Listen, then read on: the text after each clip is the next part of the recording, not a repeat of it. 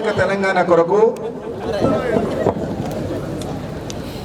నిరుద్యోగ విద్యార్థి సోదరులందరూ కలిసి ఏర్పాటు చేసిన ఈ సభకు విచ్చేసిన అధిరత మహారాజులందరికీ, ముఖ్యంగా సోదరులు ఆర్ కృష్ణయ్య గారు, ఆయనంటే ఎందుకో చూస్తేనే అన్నం చూస్తే ఒక ప్రత్యేకంగా కనబడుతుంది. ఎన్నో ఏళ్ళని చూస్తున్నాం. ఇన్ని సంవత్సరాల పాటు బడుగు బలహీన వర్గాల కోసం చిన్నప్పటి నుంచి చూస్తున్నా అలుపెరగని పోరాటం చేస్తూ ఎంతో ఓపికగా ఉద్యమం చేస్తున్న నాయకుడు. తనతో పాటు సుధాకర్ అన్న, విమలక్క గారు, శ్రీనివాస్ రెడ్డి గారు, మల్లెడ్డి రామరెడ్డి గారు, వీరేందర్ గౌడ్, మరియు ఇప్పుడే వచ్చిన సోదరులు కాసిం గారికి, వేదిక రంచిన పెద్దలందరికీ, సోమన్నకు, విద్యార్థి సోదరులందరికీ, మీ అందరికీ కూడా నా హృదయపూర్వక నమస్కారాలు తెలుసు. ఇక నేను సోమన్న పాడిన తర్వాత ఆ పాటను మనం ఫాలో అయితే రాబోయే 2019 ఎన్నికల్లో ఏం చేయాలో మీకు అర్థమైంది, మాకు అర్థమైంది. కొత్తగా చెప్పాలి ఏమన్నా?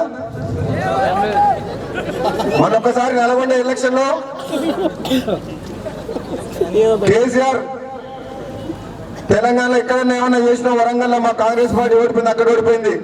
నల్లగొండ జిల్లాలో మా జోలికి వస్తే ఏమైతే ఒకసారి చూపించిన మా రుచి చట్టాయంలో అక్కడ ఒక మంత్రిని పెట్టుకోండు, కుక్క కారు పెట్టి. ఆయన చూస్తుంది మంత్రిలాగా ఉంటాడా? ఏడేళ్ళ మంత్రి కానీ రాత్రిపూట కేసీఆర్కి మందు వస్తాడు ఆయన. నిజంగా ఆయన కాదు, టిఆర్ఎస్ కేసీఆర్ మంత్రి మండలిలో ఏ మంత్రి కన్నా ఈడ ఉన్న తీసి ఆడ పెట్టే అంత అధికారం ఉందా? మరి ఎందుకున్నట్టు వాళ్ళు? నిజంగా చెప్పండి. నాకే వాళ్ళని చూస్తే నాకు నిన్న కౌన్సిల్ పోయినా ఏదో ప్రశ్న ఏదో పని గురించి లక్ష్మారెడ్డి గారు మా మినిస్టర్ దగ్గర పోయినాం, ఇంకో పని ఇంకో అంటే మీకు తెలియదు మా సంగతి, మా దగ్గర ఏముంది అంతా ఆయన దగ్గరనే ఉంటుంది, మొత్తం మేము ఏం చేస్తాం అంటాం. కొన్ని ఇట్లాంటి ఎట్లా మనకి చిన్నదానికి కూడా ఎట్లా అంటే ఇక మీరు ఏదైనా ఉంటే ఆయన దగ్గర పెద్ద ఆయన కూడా మాట్లాడుకోవాలి. మరి మీరందరూ ఎందుకంటే మీకు తెలవడానికి అన్ని మా నోటి నుంచి చెప్పాలా అంటుంది. మంత్రులు మనం ఏదైనా అడిగితే ఎమర్జెన్సీ ఇప్పుడున్న సమస్యల మీద అడిగితే వాళ్ళకి అధికారం లేదు, పనిచేసేట్లేరు. అట్లని ముఖ్యమంత్రి దగ్గర పోవాలంటే మనకు అపాయింట్మెంట్ లేదు. మనకేంది టిఆర్ఎస్ పార్టీ ఎంపీలకు మంత్రులకే అపాయింట్మెంట్ లేదంట. మనకెక్కడ దొరుకుతుంది? ఇక కొత్తగా పోయిన సుఖేందర్ రెడ్డి, కొత్త సుఖేందర్ రెడ్డిని అడిగినాం, ఎట్లుందా నీ పరిస్థితి అని అడిగినాం. ఏముందో చెప్పు, ఏం చెప్పాలి చెప్పు. కృష్ణా నదిలోకి వెళ్ళి తీసి మూసి నది వేసినట్టున్నాను అనుకుంటా.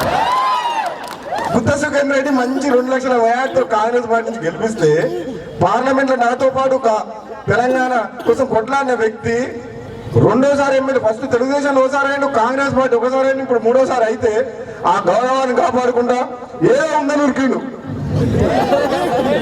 పోయిన రోజు పొద్దున్న సాయంత్రం వరకు టిఫిన్, లంచ్, డిన్నర్ అంట కేసీఆర్. ఆ తర్వాత అపాయింట్మెంట్ లేదంట. ఇక అది టిఆర్ఎస్ పార్టీ పరిస్థితి. ఈ రోజు కడుపు తరక్కపోతుంది. ఏంటంటే కోదండ రామ్ లాంటి వ్యక్తుల గురించి ఆ విధంగా మాట్లాడిస్తుంది కేసీఆర్ గారు. ఆయన మనుషులంటే తెలంగాణ కోసం ఉద్యమం చేసిన చెరుకు సుధాకర్ లాంటి వ్యక్తులు ఈ రోజు బాధపడి ఈ రోజు మళ్ళీ ప్రజల ఉద్యమ పాట పట్టినంటే మనం అర్థం చేసుకోవచ్చు. వినాశకాలే విపరీత బుద్ధి అనేది కేసీఆర్ కరెక్ట్ సూట్ అవుతుంది. ప్రజలు కూడా ఎట్లున్నారంటే నిజాలు చెప్పి నిజాయితీగా బతికేవాడిని నమ్ముతలేరు, కానీ అబద్ధాలు చెప్పి ఆకట్టుకునే వాడిని మాత్రం నమ్ముతారు. అది కేసీఆర్ కరెక్ట్ సూట్ అవుతుంది. నిజం చెప్తే ఎవరు వస్తలేరు. అబద్ధాలు ఆడటం ఒక ఆకర్షణీయంగా అబద్ధాలు ఆడే వ్యక్తి ఎవరు? నెంబర్ 1. ఒక పుస్తకం షాప్ లో పోయి ఒక పిల్లవాడు అడిగినంట, షాప్ ఆయనని, అన్నిటికంటే అబద్ధాలు ఉన్న పుస్తకం ఏమని అడిగినంట. ఆ టిఆర్ఎస్ మేనిఫెస్టో ఇచ్చినంట. ఇదే నేను అడిగింది, అన్ని అబద్ధాలు ఉన్న పుస్తకం ఏమంటే ఇది ఇచ్చినామంటే ఇంతకంటే ఎక్కువ అబద్ధాలు ఉన్న పుస్తకం ఎక్కడ లేదని చెప్పిందంట. అట్లుంది మన పరిస్థితి. ఒక్కటన్నా దళితుని ముఖ్యమంత్రి చేస్తానప్పుడు మొదలు పెడితే తెలంగాణ ఇస్తే టిఆర్ఎస్ పార్టీని కాంగ్రెస్ పార్టీలో విలీనం చేస్తున్నాడు. ఇక ఎవరిని మోసం చేయలేదు. సోనియా గాంధీ అంత పెద్ద నాయకులు తెలంగాణ ఇచ్చిన మోసం చేసిండు. ఏకంగా దళితుల విషయంలో అయితే నా తలైనా తీసుకుంటే కానీ నేను మాత్రం మాట తప్పున ఉన్నాడు. ఈ విధంగా 2.5 ఏళ్ళైంది. మాకే ఆశకు వస్తుంది. తిట్టి తిట్టి తిట్టి ఇక బంద్ చేద్దాం అనుకుంటున్నాం కొన్ని రోజులు. ఏం మాట్లాడతాం? ఒక్క మాట మీద నిలబడలేదు. నమ్మక ద్రోహం, ఆడిన మాట తప్పడం, బంధాలు తెంచుకోవడం, నిజమైన ఉద్యమకారుల్ని అవమానపరచడం, ఎన్ని రకాలుగా ఆయన దుర్మార్గం పనులంటే ఈరోజు ప్రజలందరూ గమనిస్తున్నారు. కాకపోతే ఇంకా 2.5 ఏళ్ళు ఉంది కదా, టైం ఉంది కదా, ఇక ఏం చేస్తారో చేసుకోండి అని చెప్పి ఊరుకున్నారు. టైం వచ్చినప్పుడు మాత్రం బరాబరు ప్రజలు తగిన గుణపాఠం నేర్పిస్తారు. ఈరోజు విద్యార్థులు ఫీజు రియంబర్స్ గురించి అని చెప్పి రోడ్డు మీకు వస్తుంది. రైతులు ఇంతమంది ఆత్మహత్యలు చేసుకున్నారు. నిన్న ఒక ప్రశ్న చేస్తే కౌన్సిల్లో మాట్లాడినప్పుడు మా బీబీ నగర్ హాస్పిటల్ 10 లక్షల స్క్వేర్ ఫీట్లు నిమ్స్ హాస్పిటల్ బీబీ నగర్లో కట్టి ఇప్పుడు 3 ఏళ్ళు అయింది. 300 కోట్లు ఇవ్వమంటున్నాం. ఎవరు పెట్టమంటారు? యాదగిరిగుట్ట తీసుకుపోయి 1000 కోట్లు తర్వాత కట్టుకుంది బాబు. యాదగిరిగుట్టను కట్టు, ఇంకా ఎన్ని గోపురాలు కట్టు, ఎన్ని గుళ్ళను కట్టు, ఎవరో తింటలేరు. ఈరోజు ఆరోగ్యశ్రీ విషయంలో పేషెంట్ హాస్పిటల్ పోతే కార్పొరేట్ హాస్పిటల్ బిల్లు లేకపోతే మందులు లేక కరెక్ట్ ట్రీట్మెంట్ కూడా అవుతలేదు. ఎంతమంది ప్రాణాలు పోతున్నాయి అది అర్థమైతలేదు కేసీఆర్ గారికి. క్యాంప్ ఆఫీస్కు 100 కోట్లు పెడతాడు, బతుకమ్మకు కోట్ల రూపాయలు ఖర్చు పెడతాడు. ఇంతకుముందు చెప్పినప్పుడు సోమన చెప్తుండు, మన కవితమ్మనే వచ్చి మన బతుకమ్మ నేర్పినట్టు చేస్తుంది మొత్తం కేసీఆర్. అంతకుముందు మనం ఎప్పుడు మన ఇంట్లో ఎప్పుడు బతుకమ్మ ఆడలేదు, కవితతోనే స్టార్ట్ అయింది.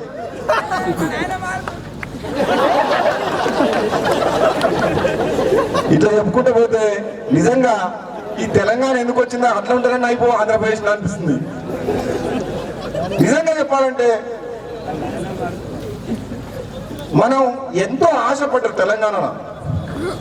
గ్రామాల్లో కానీ, రైతులు కానీ, ఎంతో మంది పేదలు కానీ, విద్యార్థులు కానీ, నిరుద్యోగులు కానీ ప్రతి ఒక్కరు కూడా తెలంగాణ వస్తే ఏదో అయిపోతుంది, మా జీవితాల్లో మార్పు వస్తుంది, మా కుటుంబాలు బాగుపడతాయి, మా పిల్లలు బాగుంటారు, మా ఉద్యోగాలు వస్తాయని చెప్పి ఎన్నో రకాలుగా ఆశపడ్డారు. ఒక్క పెన్షన్ ఇచ్చుడు తప్పితే ఇంతవరకు ఒక్కటి కూడా అతను చెప్పిన మాట చేయలేదు. అందుకనే చెప్తున్నాం, చెరుకు సుధాకర్ గారు, విమలక్క గారు, ఏపూడి సోమన్న గారు, చాలా మంది ఇక్కడ కూర్చున్న వాళ్ళందరూ కూడా ఆర్కృష్ణయ్య గారు ఒకసారి ఆలోచన చేయాలి. పోయినసారి ఏదో కేసీఆర్ మాటలు చెప్పి ధన టైం తక్కువండే దాన్ని అబద్ధాలు ఆడేసిండు, ఏదో అవుతుందని చెప్పి పబ్లిక్ కూడా ఓట్లు వేసిండు. గెలిచిన వాళ్ళు ఎవరు ఉద్యమంలో లేరు. మళ్ళా నిజంగా ఉద్యమకారులు ఎవరు మరి ఇప్పుడు కేసీఆర్ టీఆర్ఎస్ పార్టీలు లేరు. ఎక్కడెక్కడో కొత్త వాళ్ళని చూస్తున్నాం రోజు. కాబట్టి ప్రజలందరూ ఆలోచన చేయాలి. నిజంగా ఇది 2వ సారి నేను ఊరికి రావడం నా జీవితంలో. మొన్నొక్కసారి స్టూడెంట్స్ ఏదో ప్రోగ్రామ్ పెట్టి ఫీజు రియంబర్స్మెంట్ ఆ రోజు కోదండరామ్ గారు నేను వచ్చినాం, వీరందరూ కూడా వచ్చిన రోజు. ఇది 2వ సారి. ఇక మేము కూడా ఇక్కడనే ఉండాల్సి వస్తుంది మీతోటిగా. కేసీఆర్ మీద యుద్ధం చేయాలంటే అది ఉస్మానియా యూనివర్సిటీ నుంచి మొదలు కావాలి. మీ వెనకాల మేము ఉండాలి, ఉద్యమాన్ని ముందుకు తీసుకుపోవాలి. బడుగు బలహీన వర్గాల కోసం ఈ కాంగ్రెస్ పార్టీ సోనియా గాంధీ తెలంగాణ ఇచ్చింది. నిజంగా వాళ్ళ బ్రతుకులు బాగుపడాలంటే మళ్ళీ మా ప్రభుత్వం వస్తుందా? మరి సమైక్యంగా ప్రతి ఒక్కరు కూడా ఒక కూటమిగా ఏర్పడి ఏ విధంగా బడుగు బలహీన వర్గాల కోసం, సామాజిక తెలంగాణ కోసం కృషి చేస్తారు. రాబోయే రోజుల్లో వచ్చిన తెలంగాణని ఈ పేద ప్రజానికానికి ఏ విధంగా మనం పనికొచ్చే విధంగా మనం కష్టపడతాం, ఏ విధంగా దీన్ని ఫలాలు పేద ప్రజలకు, ఈ విద్యార్థులకు ప్రతి ఒక్కరికి అందే విధంగా చూడాల్సిన బాధ్యత ప్రతి ఒక్క యువకుడి మీద ఉంది. మీరందరూ కూడా ఒకసారి ఆలోచన చేయాలి. ఒక రాజకీయ నాయకుడు కాదు మీరు అనుకుంటే కూడా మీరు కూడా శక్తివంతులే. ప్రతి ఒక్కరు కూడా ఏదో 4 పాటలు ప్రోగ్రాం చూసిపోయినా అన్నట్టు కాదు, నిజంగా కూడా సీరియస్గా ఆలోచన చేయాలి. మొట్టమొదటిసారి జీవితంలో సీరియస్గా ఆలోచించంటే రాజకీయాలకు వచ్చిన తర్వాత మా శ్రీకాంతాచారి చనిపోయినప్పుడు సోదరుడు వెంకటరెడ్డి గారు మంత్రి పదవికి రాజీనామా చేసిండు. ఈ దౌర్భాగ్యం ఈ కిరణ్ కుమార్ రెడ్డి మంత్రివర్గంలోనే ఉండడు, ఈ తెలంగాణకు అడ్డుకుంటుండని చెప్పేసి మంత్రి పదవికి రాజీనామా చేసిండు. అక్కడ నేను పార్లమెంట్ లో సహచర ఎంపీలతో కలిసి ఏ ఒక్క రోజు కూడా మా కాంగ్రెస్ పార్టీ హైకమాండ్ మమ్మల్ని మందలిచ్చినా సరే మాకు టికెట్ ఇవ్వకున్నా పర్వాలేదు, తెలంగాణ ఇవ్వండి తల్లి అని చెప్పి సోనియా గాంధీ ఎన్నో సార్లు, వందల సార్లు వేడుకోవడం జరిగింది. పార్లమెంట్ చరిత్రలో కూడా కాంగ్రెస్ పార్టీ ఎంపీలై ఉండి రూలింగ్ పార్టీ ఎంపీలను ఎప్పుడు కూడా సస్పెండ్ చేయలేదు. ఏ పార్టీ కూడా పార్లమెంట్ చరిత్రలో మమ్మల్ని సస్పెండ్ చేసింది. ఎన్ని రకాలుగా ఒత్తిడి తీసుకురావాలనో, వాళ్ళని ఎంత ఒత్తిడి కావాలనో అంత ఒత్తిడి తీసుకొచ్చి తెలంగాణ బిల్లు పాస్ చేసినాం. ఎప్పుడు మన గవర్నమెంట్లో కేసీఆర్, విజయశాంతి అప్పుడు ఇద్దరే ఉండేటోళ్ళు, మేము 10 మంది ఉండేటోళ్ళం. ఎప్పుడు చూసినా పార్లమెంట్ స్తంభింపజేసేది మేమే ఉండే. మొట్టమొదటిసారి నా జీవితంలో ఎప్పుడు ఆలోచించాను, 4 సంవత్సరాల పాటు ఒకటే ఆలోచించేది తెలంగాణ తెలంగాణ తెలంగాణ. మళ్ళీ రెండోసారి ఎక్కువ సీరియస్గా ఆలోచించాలంటే మన ఎమ్మెల్సీ ఎలక్షన్ అప్పుడు కేసీఆర్కి బుద్ధి నేర్పించాల్సిందే, ఆయన కళ్ళు నేర్పించాల్సిందే, ఇది గెలవాల్సిందే, మన సత్తా ఏందో నిరూపించాల్సిందే అని చెప్పి రెండోసారి ఎమ్మెల్సీ ఎన్నికలప్పుడు చాలా సీరియస్గా పనిచేయడం జరిగింది. ఇంకొకసారి సైన్ ఉంది, 2019లో మళ్ళీ జెండా ఎగరవేయాల్సిందే, కేసీఆర్ని ఇంటికి పంపించాల్సిందే అని చెప్పి నిర్ణయం తీసుకున్నా. ఆ భాగంలో ప్రతి నాయకుడితోటి, ప్రతి పిల్లవాడితోటి, ప్రతి విద్యార్థితోటి కాదు, ప్రతి ఒక్కరితోటి కూడా కలిసి పనిచేసేందుకు నేను రెడీగా ఉన్నా అని చెప్పి ఈ సందర్భంగా తెలియజేస్తున్నా. ఎందుకంటే తెలంగాణ వచ్చింది ఒక కేసీఆర్ కుటుంబం కోసం కాదు. తెలంగాణ ఉద్యమం కేసీఆర్ ఒక్కరు చేయలేడు.